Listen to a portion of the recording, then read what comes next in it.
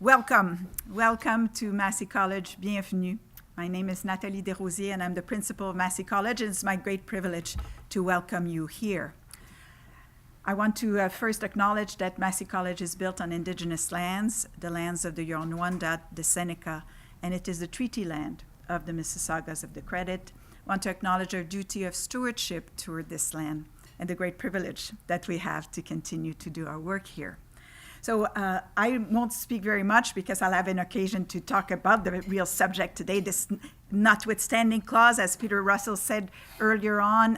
What a sexy subject to do on a Monday morning. And so without further ado, I just want to, first of all, thank very much Peter Biro for putting this program together, for inviting all of us, and really for his intellectual leadership in getting this conference going. Alors, without further ado, Peter, je vais vous laisser la parole. Merci. Merci, Nathalie. Thank you very much. Welcome, everybody. Thank you, Nathalie, so much for your support, your moral support, and for collaborating with Section 1 to put this on and for hosting the event. It's an event I've wanted to do for almost 40 years. But I checked, and Jeff Sigalet wasn't alive then, so I had to wait a while to put it on, but he's here and the rest of you are, and I'm thrilled about that. It was 40 years ago, next week, that the Queen visited Canada to affirm the coming into force of the Constitution Act 1982, including, of course, Part 1, the Canadian Charter of Rights and Freedoms. My friend and great Canadian public historian Art Milnes reminded me recently of the Queen's speech given on April 17th, 1982, when she proclaimed our new Constitution. In it, she stated, "Constitutional revision is really a matter of adapting to changing needs and circumstances while safeguarding stability and providing protection for guaranteed rights. Change and movement are essential signs of life. The Constitution, which so splendidly met the needs of the very young Canada of the late 19th century, could not have been anticipated in conditions of national life in 1982 and beyond.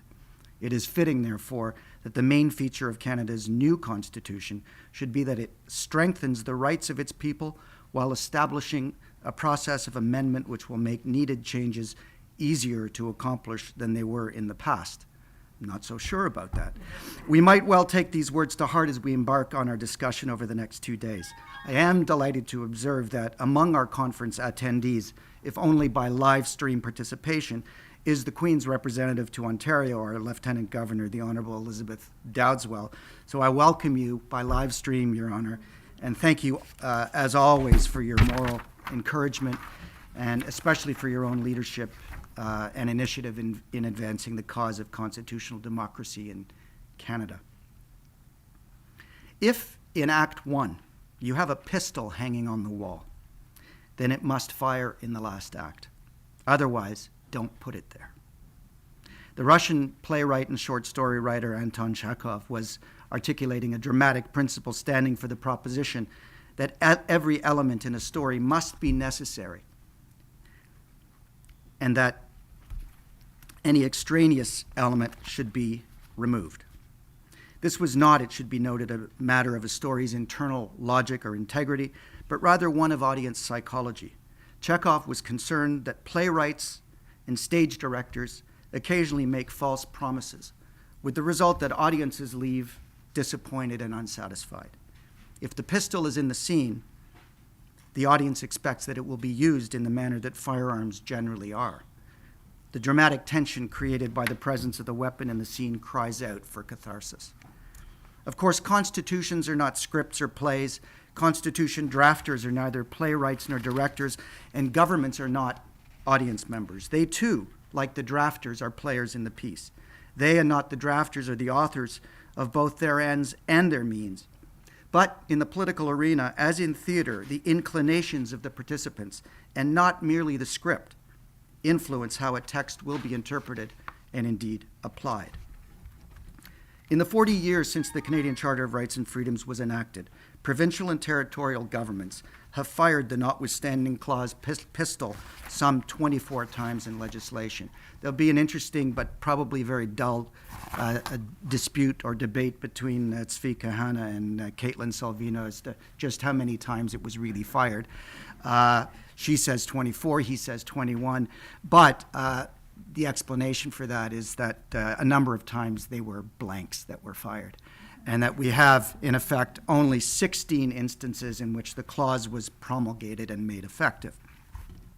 Speaking in the House of Commons in November 1981, as he announced agreement between the First Ministers on the inclusion in the Charter of the Notwithstanding Clause, being Section 33 of the Charter, which is also known as the Override Clause, then Justice Minister Jean Chrétien said of its purpose, what the Premiers and Prime Minister agreed to is a safety valve, which is unlikely ever to be used except in non-controversial circumstances by Parliament to override certain sections of the Charter. The purpose of an override clause is to provide the flexibility that is required to ensure that legislatures rather than judges have the final say on important matters of public policy. It would be used, he explained, as a last resort to correct what he called absurd situations. Reflecting on the purpose of the Notwithstanding Clause some 30 years after the Charter's enactment, in which he had played an instrumental role, former Saskatchewan Premier Alan Blakeney explained that Section 33 was intended as an instrument to mediate the clash of charter and non-charter rights, all of which he contended were equally important to both the moral and legal interests at play in Canadian politics and society. Blakeney was adamant that the Charter was never intended to establish a hierarchy that would privilege the constitutionally enumerated rights and freedoms, such as freedom of expression, religion, assembly, and the like, over various unenumerated moral rights, which he understood principally as being social and economic rights, such as the right to food, shelter, health care, and so on. Instead, he insisted that the Notwithstanding Clause had as its purpose to reserve to the legislative, executive, and administrative arms of government the responsibility and authority to advance and protect the non-enumerated rights, where, as he put it, the likely violation of a human right stems from the operation of economic and social systems. Another key figure in the Charter story, former Alberta Premier Peter Lougheed, defended the Notwithstanding Clause on the basis that it preserved and gave continuing effect to Canada's tradition of parliamentary supremacy. And I might add that in his argument, he relied heavily on the work of Peter Russell, who honors us with his presence today. I'm absolutely thrilled to see Peter here, and I'm looking forward to his engagement in the conference. I know a number of speakers will be referring to his work along the way. Now, while Lougheed did not countenance the preemptive invocation of Section 33, in fact, he later proposed a constitutional amendment prohibiting it as being undemocratic because such a practice would have what he assumed to be the unintended effect of precluding the judiciary from fulfilling its interpretive role in relation to the Charter provisions. Lougheed was uncompromising in his position that the elected Parliament must be supreme over the appointed judiciary. There have been, as we know, numerous accounts of what in the Charter's embryonic stages may have been intended, expected, and also discouraged in the way of Section 33's use and invocation. In the course of this conference, we'll consider these. We'll hear about the rare use norm, the parliamentary supremacy safety valve justification. We'll hear about the expectation that Section 33 be used only responsively, that is, following a judicial declaration of constitutional invalidity rather than preemptively. We'll examine how the Notwithstanding Clause has come to be used and understood differently in different parts of the country, and in particular, as Guillaume Rousseau and François Coté will explain, there's a distinctive Quebec theory of the Notwithstanding Clause. That is, an approach to Section 33 that is different in Quebec than elsewhere in the Federation. We'll also hear from Benoit Pelletier, who testified in support of Bill 21, La Loi sur la laïcité, and who has put a different spin on the distinctive Quebec approach, writing, La justification la plus logique du recours à la disposition de dérogation consiste à dire que celle-ci est une composante nécessaire du fédéralisme, que cette clause permet de préserver la diversité d'opinion, de valeurs et d'aspirations politiques qui font la richesse de la fédération. So we will certainly have an opportunity to entertain questions about whether the discrete use of Section 33 in Quebec, and indeed its use anywhere, squares with and even possibly enhances federalism, or whether it may actually produce the opposite effect. In light of the diversity of theories about Section 33, it seems to me that we can't help but consider whether we need some upgraded operating instructions for this extraordinary tool in the constitutional toolbox, as Premier Ford and his then Attorney General Caroline Mulroney once, I think, somewhat cavalierly referred to the Notwithstanding clause.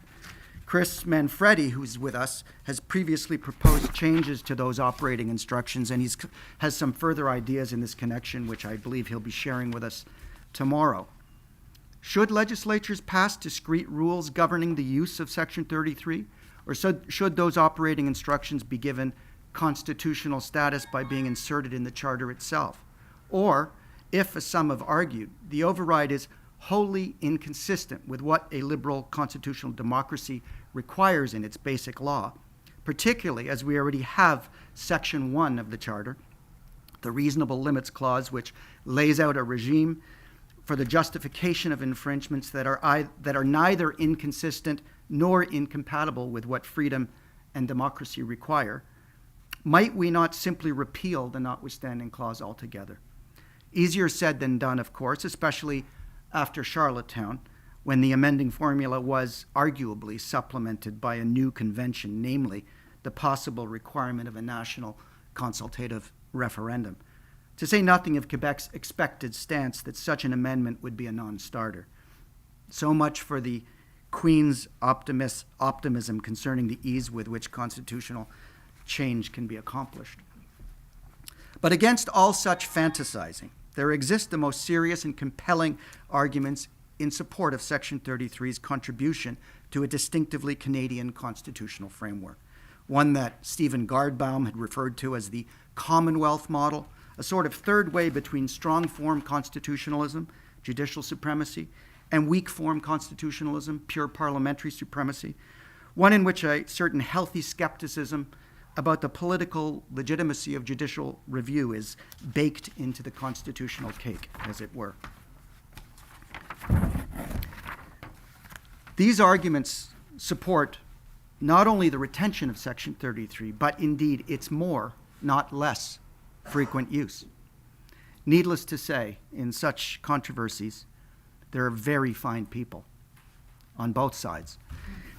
And it's our good fortune to have a few of them with us today. That's the only corny joke in this piece.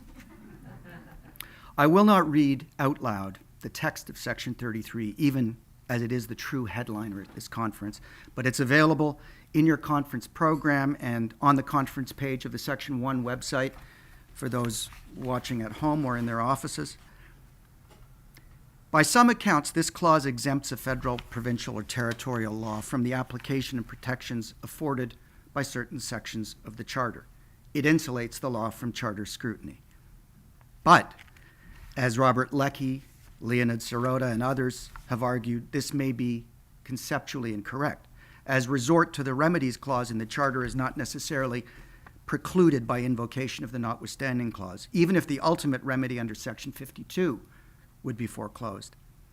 And further, that the court's authority and jurisdiction, indeed its responsibility, at least as I read Leckie, is to declare Charter infringements not saved by Section 1. That jurisdiction is not ousted or extinguished by the invocation of Section 33. The court continues to have a responsibility even in cases where the court has spoken and Section 33 has been invoked. This position has not surprisingly generated some fascinating debate about which we'll hear later today. Of course, this raises interesting questions about the relative effects of preemptive as opposed to responsive resort to Section 33. A few short decades ago, Peter Hogg and Alison Bushell advanced the argument that there's a genuine dialogue of sorts that takes place between legislatures and courts in the context of constitutional challenges to laws, including where Section 33 has been invoked. Once a court pronounces on the constitutional validity of a law, the legislature may, in response, reconsider the law, modify it in some fashion, taking account of the court's understanding of where the line is drawn between consistency and inconsistency with the Constitution. Hogg and Bushell generated considerable debate and criticism, including from Christopher Manfredi and others who were here, and they ultimately revised their piece, but coming to the very same conclusion they came to in the first place. So I think Chris wasn't as persuasive as he had hoped he might be. Jeffrey Sigalet, from whom we will hear today, has extensively considered how the dialogue between courts and legislatures can both safeguard and also undermine our civil liberties. And he's developed a theory of what he calls constructive as distinct from interrogative or interruptive engagement by courts with legislatures. Nathalie de Rosiers has also been giving this a good deal of thought and will explore with us what sort of dialogue we may be left with when Section 33 is invoked, and what, if any, judicial review remains to be undertaken in such instances. It's then our collective responsibility to consider how the fallout from these inquiries squares with the sort of constitutional democracy we think we have and the sort we wish to have. In one of my last exchanges with the late Erna Paris last summer, she bemoaned Quebec's Bill 96, along with the device that purports to insulate it from charter protection, the Notwithstanding clause, of course. She bemoaned it as putting in doubt the question of whether Canada is, in fact, still a liberal democracy. But then we have those scholars who highlight the common misconception of liberal-thinking lawyers like me, that there is a rigid bifurcation of jurisdiction between courts and legislatures, in which the courts are uniquely endowed with the expertise and responsibility to not only adjudicate on rights and rights infringements, but to define and to explain the content of those rights. And the legislatures, on the other hand, are uniquely charged with establishing policy and making laws. Rather, as Dwight Newman has explained, both courts and legislative bodies have a role in constitutional interpretation. He refers to this as coordinate interpretation. As he frames it, the Notwithstanding clause provides for democratic balancing between distinctly legal questions and issues that engage contested moral values. And he seems to have the current majority of the Supreme Court on his side in this connection, I might add. Citing Newman in the recent City of Toronto case, the Chief Justice and Justice Brown stated, where, therefore, a court invalidates legislation using Section 2B, which is, of course, the freedom of expression section of the Charter, the legislature may give continued effect to its understanding of what the Constitution requires by invoking Section 33 and by meeting its stated conditions. But we know from both the text of the Charter and from 40 years of experience that legislatures have not always waited for judicial determinations of unconstitutionality before resorting to the Notwithstanding clause. A practice, at least in Quebec, is thus emerging in which the people, through their elected representatives, get the first, last, and possibly only crack at deciding which laws will operate. Lorraine Weinrib had argued some 30 years ago that Section 33 frees Canada from the crisis of judicial legitimacy that mars other rights-protecting systems. We'll learn shortly whether she's modified her position in the intervening years, particularly in light of the emerging practice of preemptive use of the Charter. Notwithstanding the guardrails of sunset clauses, limited and provisional application of the override, and the fact that we still do conduct periodic general elections in this country, the idea that Section 33 establishes a regime of coordinate interpretation sends chills up the spines of some members of discrete and insular minorities, of historians who understand only too well the harm to minority interests that can sometimes be produced by majorities, the so-called will of the majority made manifest in law. And of course, it sends chills up the spines of defenders of political pluralism. We'll be hearing from, among others, Caitlin Salvino, Cara Zwiebel, Marion Sandilands, and Greg Borden in this connection. So we can't deny that this clause, this pistol, and I might further add this loaded pistol, will be used. Indeed, that it will be fired because we know that it has already been fired in ways and for ends not necessarily anticipated or approved of by its original drafters. Now, the ultimate question in my submission is this: what kind of constitutional democracy do we want? Commenting on the social benefit of laws beyond their obvious function of either compelling or prohibiting conduct, former Prime Minister Pierre Elliott Trudeau wrote that the purpose of the laws is to educate.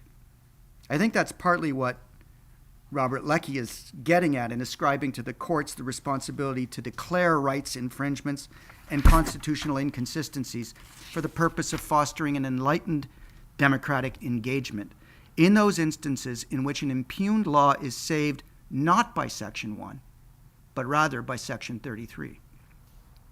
What then, I ask, does this basic law, a constitution that contains both a supremacy clause, Section 52, a reasonable limits clause, Section 1, and an override clause, Section 33, what does it teach us about the nature of our democracy? In writing about Section 33, Peter Russell wrote that a democracy which puts its faith as much in its politically active citizenry as in its judges to be the guardians of liberty is stronger than one that would endeavor to vest ultimate responsibility for liberty and fundamental rights exclusively in its judiciary. But against this position, John White, who went toe-to-toe with Russell on this, wrote that political authority will, at some point, be exercised oppressively. That is, it will be exercised to impose very serious burdens on groups of people when there is no rational justification for doing so. And in this vein, our most esteemed of Canadian parliamentarians, the late, great Senator Eugene Forestry, said in 1989 of the Notwithstanding Clause that it is a dagger pointed at the heart of our fundamental freedoms, and it should be abolished. Perhaps none of our legislatures will use the Notwithstanding Clause again, he said, but it is there. And if this dagger is flung, the courts will be as powerless to protect our rights as they were before there was a Charter of Rights. So we convene today with a dagger, or in my Chekhovian imagination, a loaded pistol hanging on the wall. On close inspection, it's clear that it's been previously fired. I invite you to consider whether it ought to be left hanging for all to see and use, whether as is or in some modified state, whether it should be placed behind a glass case with dangling hammer and a sign that reads "break glass in case of emergency," or whether it ought to be decommissioned altogether. I needn't remind you, any of you, that we are living through a terribly dark chapter in modern history at this very moment. Let us approach our subject as though it matters, not only for our own society, but for the fate of liberal democracy everywhere, because it truly does. I wish you a most engaging and fruitful conference. Let's dig in. Thank you.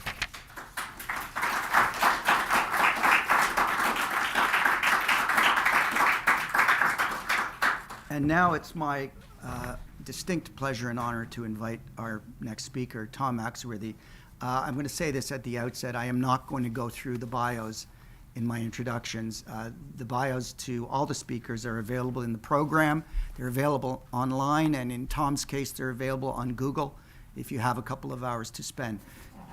Tom is well known to all of you. He's a friend of Massey. He's the chair of public policy here. And of course, he was in the room when the gun was hung on the wall, so I'm looking forward to hearing from him what he saw and who did it. Tom.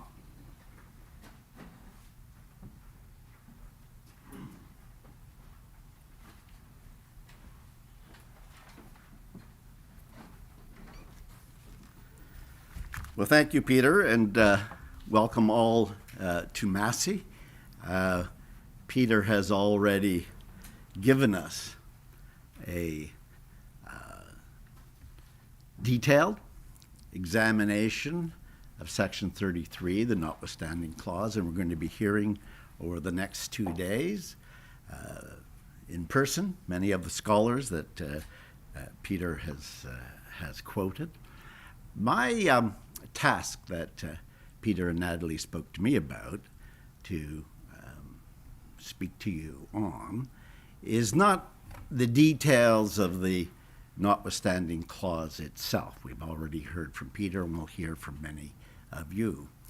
But to try and set a context for why the decision was made to include it, among other compromises, and to set the political context that the decision makers, the premier, the prime ministers, and the advisors at the time were working under to come up with the constitutional settlement that we did in that frantic week of November 2nd to 5th, 1981.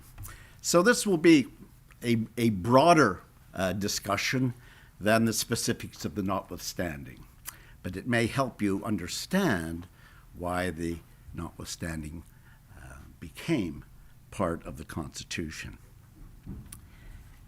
Now, as Peter said, it was 40 years ago that the Charter was proclaimed, and a few months previous, those negotiations occurred.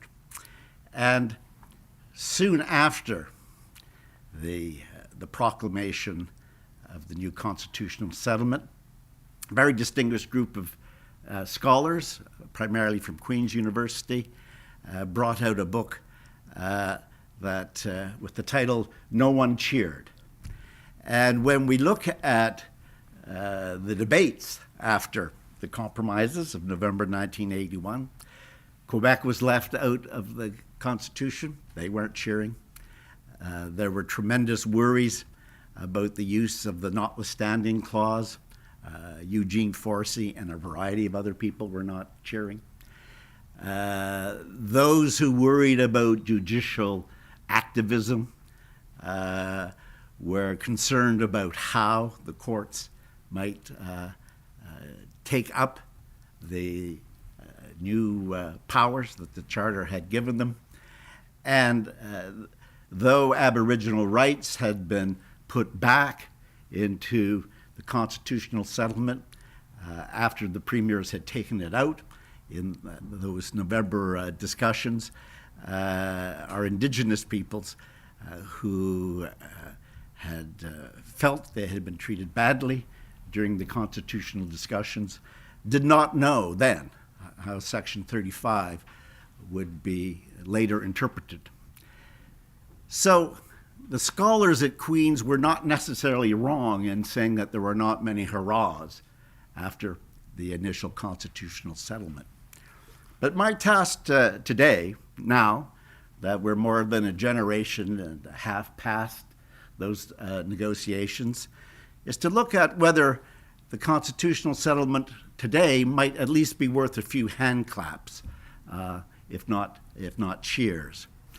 So I want to look at the compromises involved in the constitutional settlement, which includes the notwithstanding clause. I have written in the past about the ideological frameworks, an article called Colliding Visions, between the premiers and Mr. Trudeau.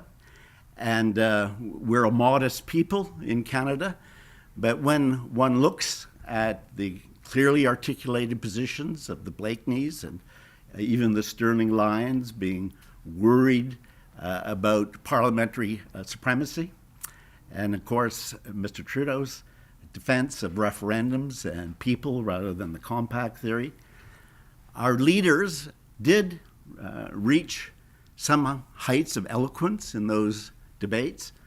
And if they are not lauded, as our American friends do, about the founding fathers and the great constitutional debates, the holy writ of the American Constitution, yet there was very important principles as well as political expediency that was articulated in our constitutional debates.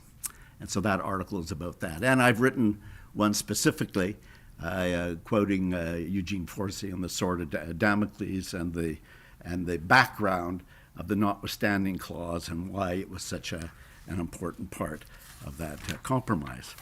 But today, my particular focus will be the broader one on the compromises that were involved in that constitutional settlement. And I'm going to look at three in particular: what the background was, why they were accepted, and what their impact is, in my opinion, 40 years after the Constitution. So when we look at the art of compromise and compromise as a concept, the Merriam-Webster Dictionary defines compromise as, quote, a settlement of differences by arbitration or consent reached by mutual concession. So the key words are mutual, i.e., you have to deal with a party that has the power to influence the outcome, and concession. You must give in order to get. The art of effective compromise means breaking, a bending without breaking, a trade-off between your longing or your desired position and an assessment of the possibilities of achieving it.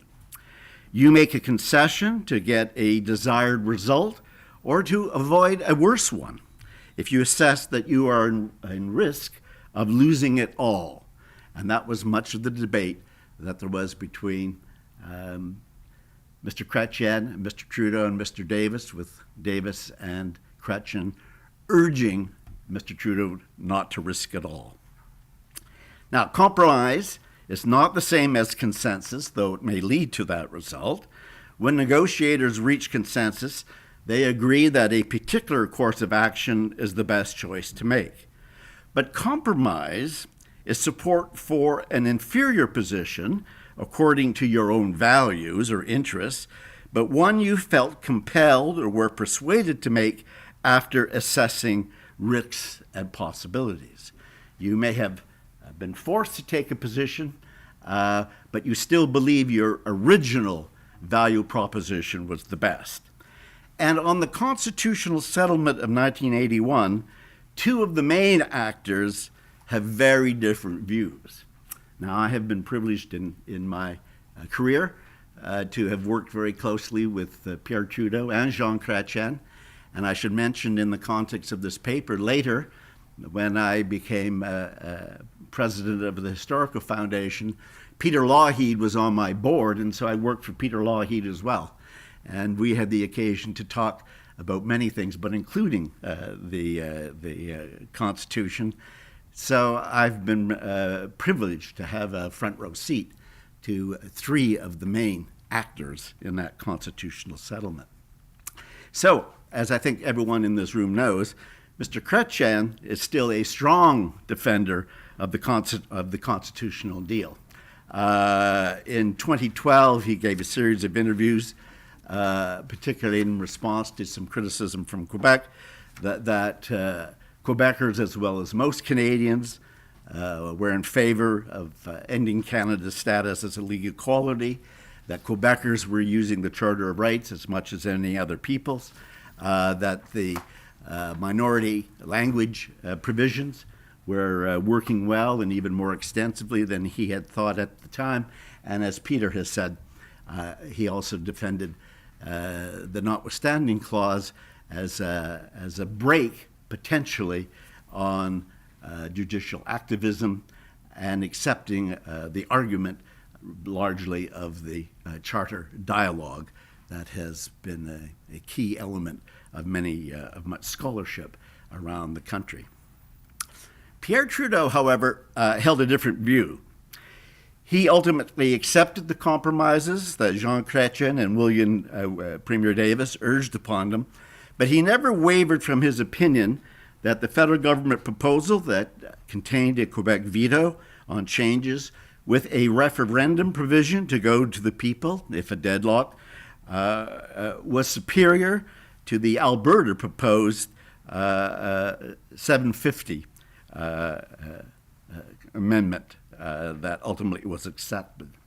He regretted that the Charter of Rights was not fully entrenched because governments could still, in his view, diminish rights through the use of the Notwithstanding clause.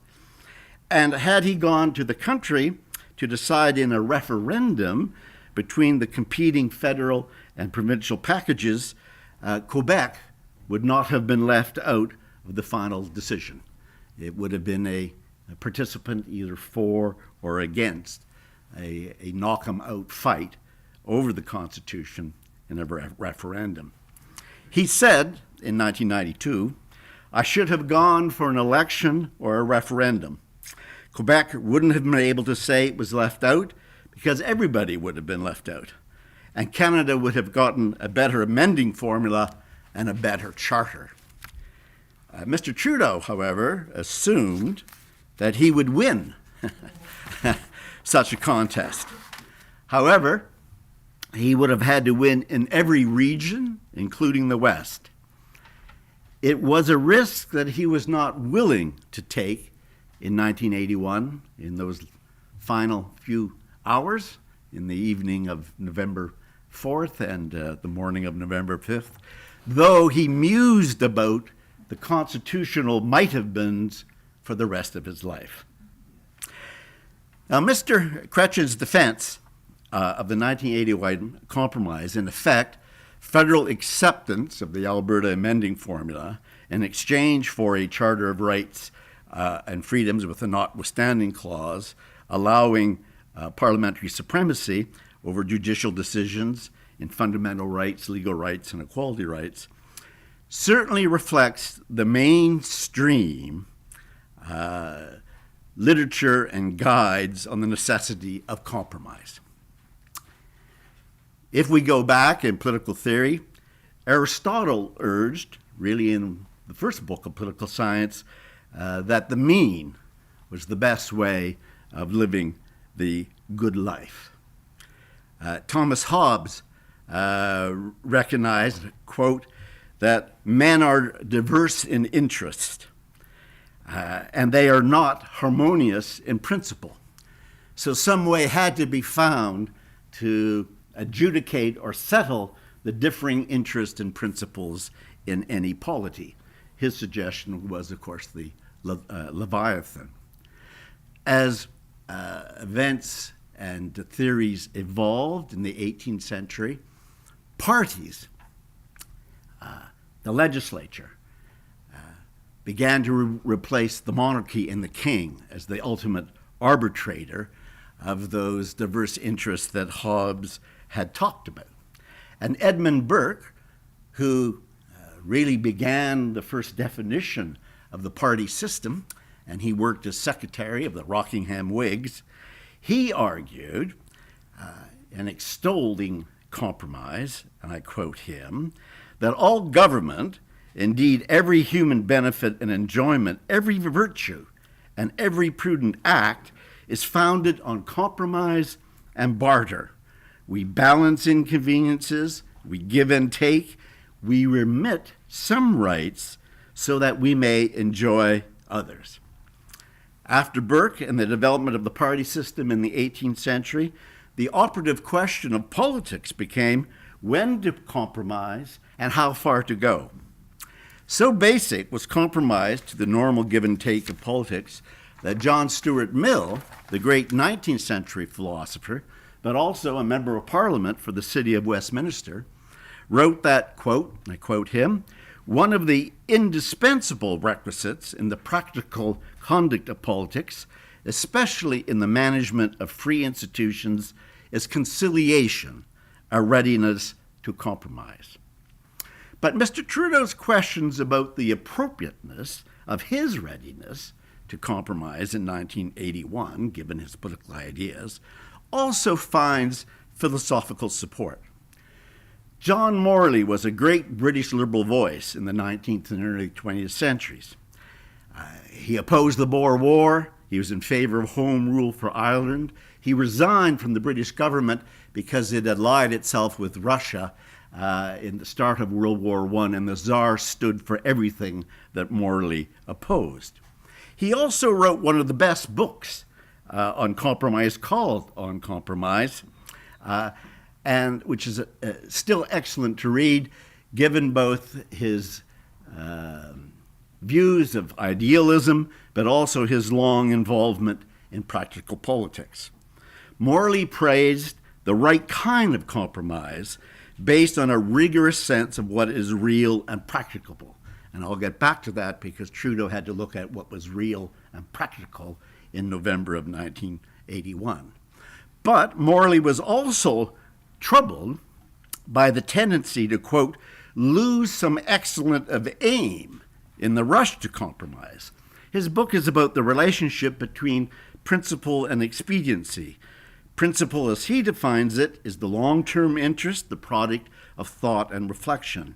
Expediency is the desire for immediate advantage. Compromise was a tool to achieve these ends, but too often, Morley thought, the tool became an end in itself in the rush to have a deal. Burke said that no one would barter away the jewel of his soul, but Morley was not so sure in what he called his age of comfort.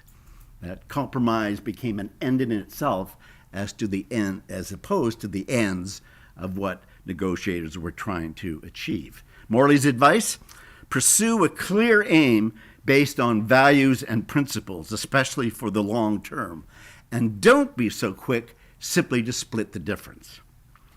Now, John Stuart Mill created a set of enduring principles and ethics to apply to life, which greatly influenced Morley, but he also knew politics.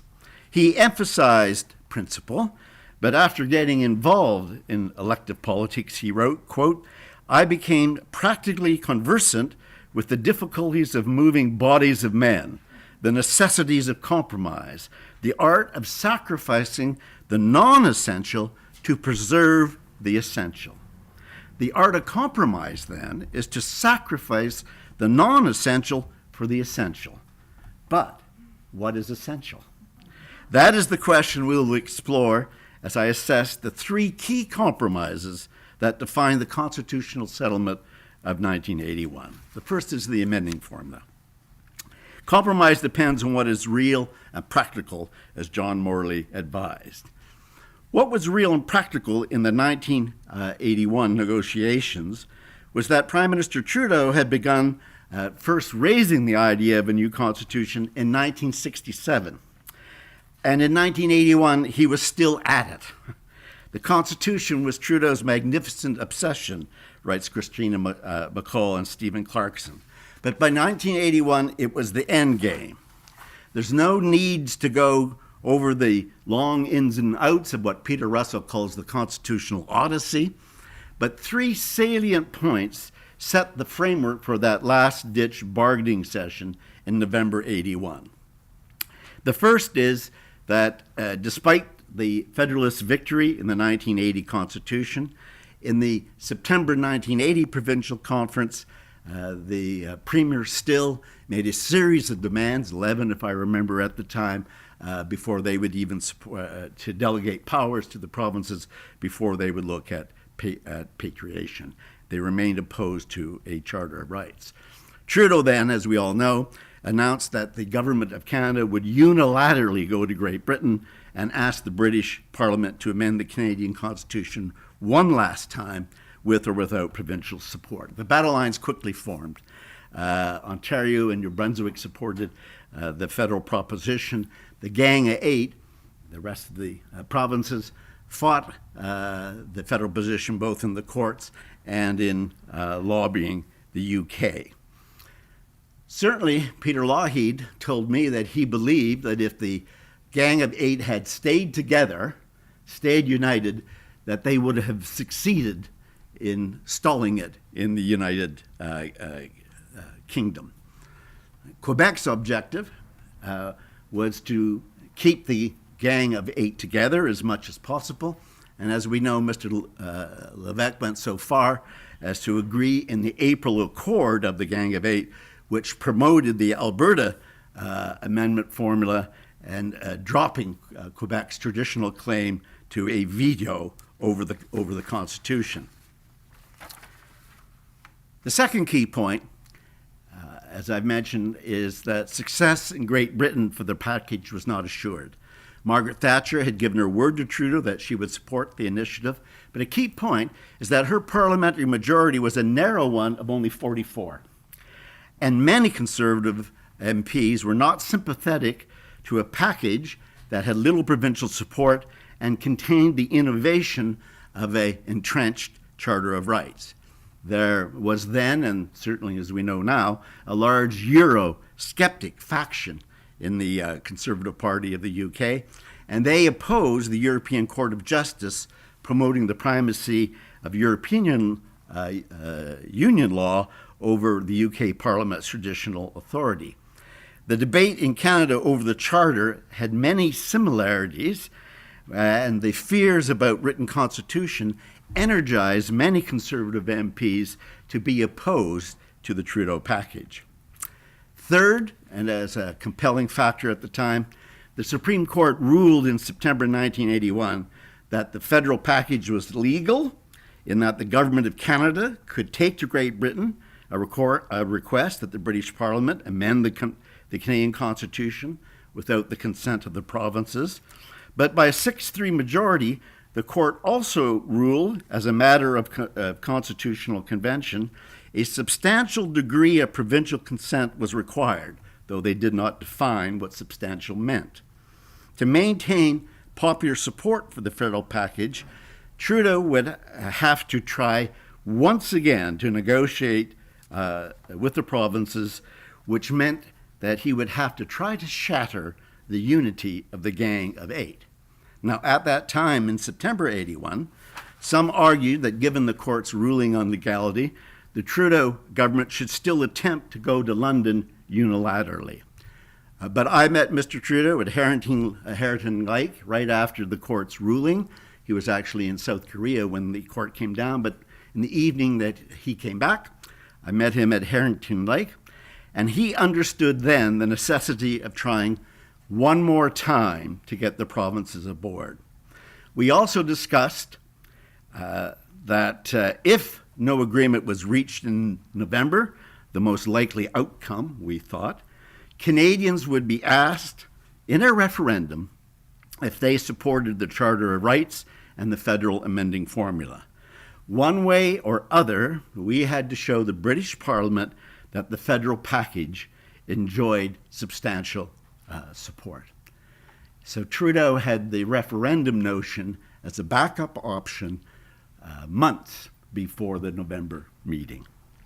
The basic compromise of November 81 was that the federal government accepted the Alberta amending formula in exchange for the provincial acceptance of a Gang of Rights and a Charter of Rights. And the tactic that broke up the Gang of Eight so that this swap could be consummated was Trudeau's initiative on Wednesday morning, November 4th, to suggest that a referendum might be the way to break the deadlock. As I said, a fallback position he'd been contemplating since September 1981. Now, Trudeau believed that the source of legitimacy for any constitution was the people, rather than Canada being a compact between the provinces. He presented to the House of Commons in June 1980, for example, a preamble to the Constitution, which didn't make it past the negotiations, but this shows his value system at the time, that stated, "We, the people of Canada, proudly proclaim that we are, and always shall be, with the help of God, a free and self-governing people. We have chosen to live together in one sovereign country, a true federation, conceived as a constitutional monarchy and founded on democratic principles." Therefore, it is not surprising that he included in the federal amending formula a referendum provision as a deadlock-breaking mechanism.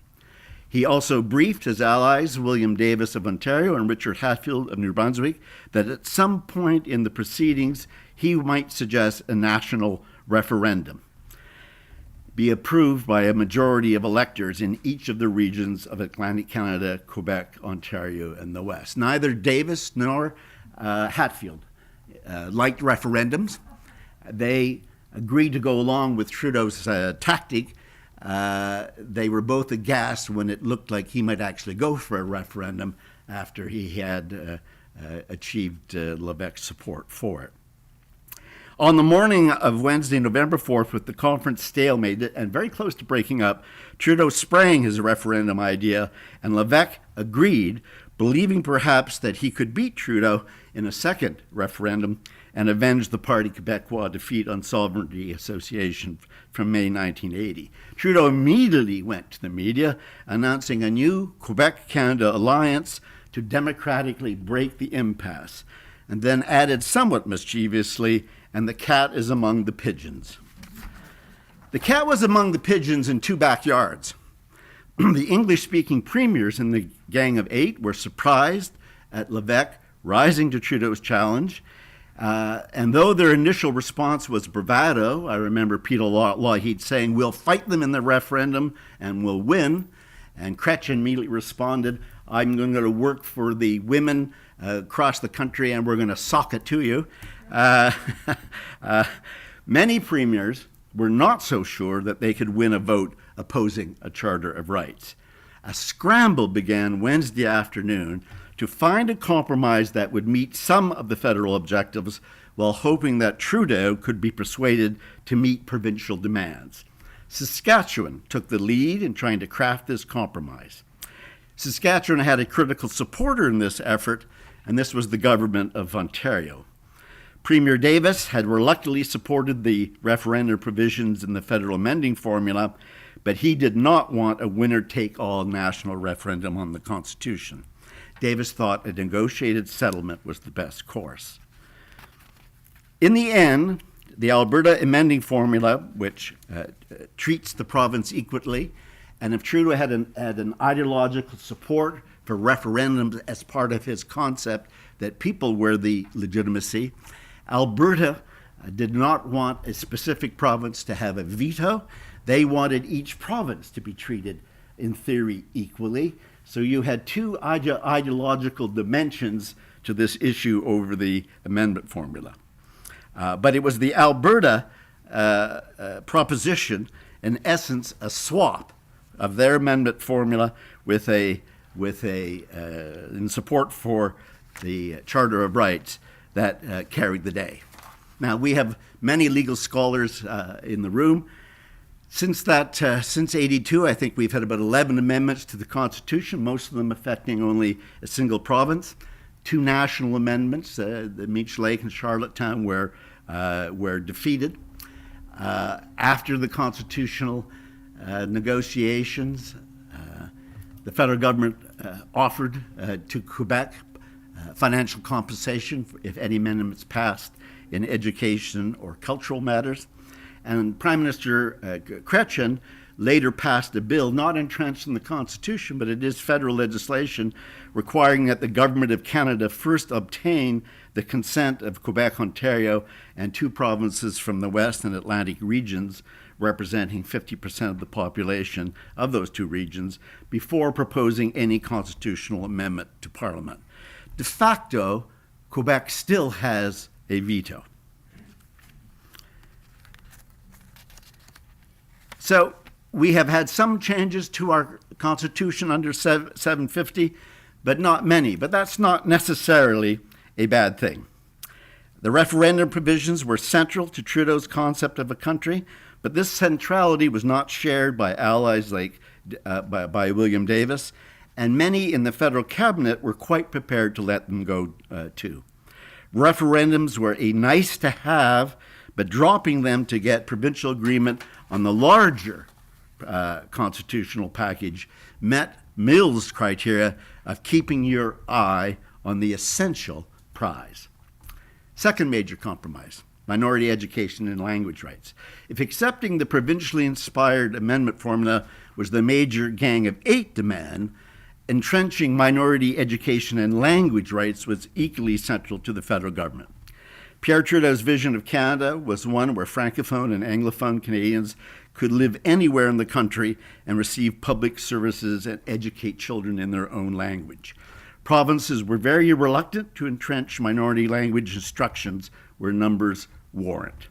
In the famous meeting in the kitchen in the Government Conference Centre, and that kitchen has now been demolished, perhaps not a good augury for our Constitution, as Romano wrote down 7 points that might constitute a deal, the provincial list had minority education rights only after a referendum. Chrétien wrote on that paper, never. He made the point to the provinces that if he could get Trudeau to accept the Alberta Amendment formula, they would have to entrench language and minority education rights. It was the ultimate objective of Pierre Trudeau. On the Thursday morning of the 5th, all the English-speaking provinces did agree to entrench, And later, the federal government put in the Canada Clause to protect the education rights of Anglophones in Quebec. Now, making language and education provision an entrenched right really is a major Canadian invention in the human rights field. Many countries grapple with how to protect language minorities from majoritarian democracy. The Canadian Charter of Rights and Freedom shows them a way. For myself, as a Manitoban, I knew that the 1980 Manitoba Schools question had taken away minority rights from Francophones and set Canada on a course of sectarian conflict. I felt especially proud that I was part of a government that had righted the historical wrong of the Manitoba Schools question. And then lastly, the third major compromise, which this conference is about, the Notwithstanding Clause. So, the Notwithstanding or Non-Obstante Clause, which allows legislatures to overturn judicial decisions protecting fundamental legal and equality rights. George Santayana, the philosopher, said that many compromises imply confusion. And this certainly applies to the Non-Obstante Clause. There's no logical reason why legislatures are prohibited from overturning democratic rights in the Constitution, but are free to do so on fundamental rights like freedom of assembly. Premier Lougheed, in particular, wanted the non-obstante to apply to fundamental rights. He believed it was a question of principle, but also, and this is important, during the constitutional discussions, Lougheed had always promoted the Alberta amending formula, and Sterling Lyon, his ally from Manitoba, had supported parliamentary supremacy in terms of the charter. By having the non-obstante also applied to fundamental rights, and Lougheed called Lyon, this allowed Lyon to argue, and he was in a provincial election campaign, that he had been reaffirmed, that in fact the charter hadn't been entrenched because provincial legislatures still had the ultimate say over three major areas. In any case, Lougheed stuck to having fundamental rights also fall within the non-obstante. One element I should also mention, though I wrote a previous paper about it, and this is the dream of every academic, perhaps the dream of every academic in this room, which is at the same time as the negotiations were going on, the Notwithstanding Clause, a very good friend of mine, Paul Weiler from Harvard University, had written an article which was in the Dalhousie Review supporting the concept of a non-obstante clause. And Weiler made the positive argument that many in the room hold about that it should be regarded not just as a deadlock-breaking mechanism, but it had many positive virtues of an eventual dialogue between legislatures and the courts. Weiler, who had been head of the BC Labor Relations Board, his article was sent to BC and then was disseminated among a variety of provincial delegations. So the non-obstante clause was known by the premiers. Lougheed had it in his own provincial Bill of Rights, and Lougheed had raised it at the September 1980 conference. But there was also political support for the concept and some academic support at a judicious time. But if the non-obstante was on McMurtry's agenda and Lougheed's, it was not, however, on Pierre Trudeau's until very late in the game.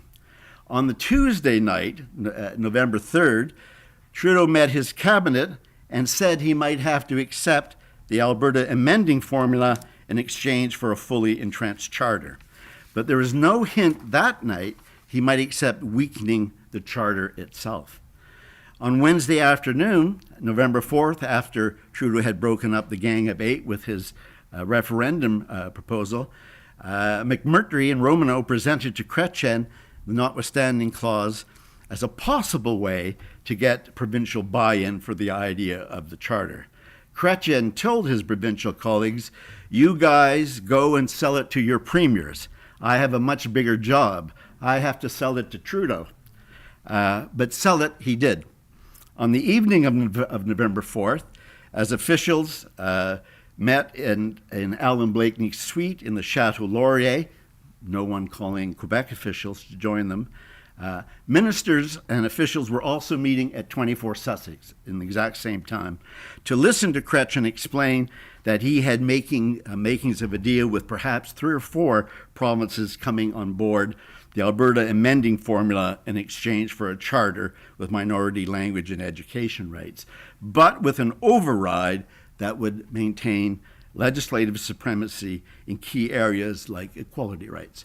It was another intense debate that evening at 24 Sussex. Then a little after 10 p.m., Premier Davis called the Prime Minister and said he favored the compromise that Chrétien was advocating, and this is the key point, and if Trudeau turned it down, Ontario would not support a unilateral package going to London. Trudeau would have to go alone. Trudeau then gave Chrétien a mandate that evening to see how many provinces would come aboard. The next morning, as we were at breakfast, I was at breakfast with the Prime Minister, Chrétien called and said he had them all, except Quebec. Even Manitoba had signed after Lougheed's call to Premier Lyon. So the deal was done. Now, in this conference, we will discuss how many times the Notwithstanding clause has been threatened or enacted. Supporters of the Notwithstanding clause, like Lougheed, knew the significance of taking away the rights of citizens, and he hoped and wrote about that the standard should only be after on important issues after serious reflection. Peter mentioned this, but in my view also, the standard has been slipping. When the Doug Ford government threatened to use the clause to ensure the reorganization of the Toronto City Council, the originators of the concept, Davis, Chrétien, Romano, and McMurtry, all criticized the Ontario government for using the clause in such a relatively, threatening to use the clause in such a relatively minor manner. The Quebec government, as Peter has also talked on Bill 21, has also been criticized for using the clause in a proactive manner to exclude the courts from even ruling on legislation. You cannot have a political judicial dialogue on rights, as proponents of the concept like Paul Weiler advocated, if governments exclude the courts from even fulfilling their duties to examine the situation. Populism and restrained use of the Notwithstanding clause do not go together. And the Constitutional Compromise of 1981 came together so quickly in the afternoon and evening of November 4th that there was very little time for reflection. Trudeau, in the morning after, on the 5th, did raise the use of a sunset clause after 5 years, so that governments that wanted to continue would have to start over again. I can live with that, said Lougheed. Trudeau did not raise the question of fundamental rights with Lougheed. I wish he had. And it certainly would have been better if, rather than a simple majority in legislatures, that there had been the necessity for a supermajority, like 60%, so that opposition parties would be involved in the decision to use the Notwithstanding clause. And this might prevent it being used for various trivial cases. I hope that, as Peter talked about, that the rules of the game for the Notwithstanding can be raised again and brought forward in a better package, at least by the federal government, around preemption and the 60% rule. Okay, so I'm just going to conclude now. So Burke said that some compromises involved giving up some rights to enjoy others. Mills said sacrifice the non-essential to preserve the essential. So how does the compromises involved in the settlement of 81 stand up today? The Alberta amending formula has been used to no great detriment to Canada. The Charter has broken new grounds around minority education and language rights. These innovations may have application around the world. After Aboriginal rights were put back into the settlement, when public opinion forced the premiers to retreat, Section 35 and the judicial interpretations of it began the long road to reconciliation that will preoccupy the next generation of Canadians, as mine was preoccupied with dealing fairly with French-speaking Canada. The most contentious compromise was the acceptance of the Notwithstanding, and I believe there are genuine grounds to worry if populist governments get into the habit of diminishing rights, but reforms can be made to make the use of this clause a rare exception. Trudeau was at the height of his powers in '81, and he might have been able to win a national referendum on the Charter. Like his hero, Cyrano de Bergerac, taking on 100 enemies, he might have been able to defeat Peckford, Levesque, Blakeney, Lougheed, and the rest of the premiers. But I remind you that the economy was in dreadful shape in '81 and '82, and a referendum might have turned on regional or economic grievances rather than the Charter. The advice of skillful allies like Chrétien and Davis was to take a pretty good, or at least a fair deal, rather than risk it all in a national vote. It was good advice, and Mr. Trudeau took it, and the results since 1982 have ratified his choices. He dropped the non-essential like referendums to preserve the essential like minority rights and education rights. The compromises of 1981 and '82 deserve, I believe, at least a few claps. Thank you very much.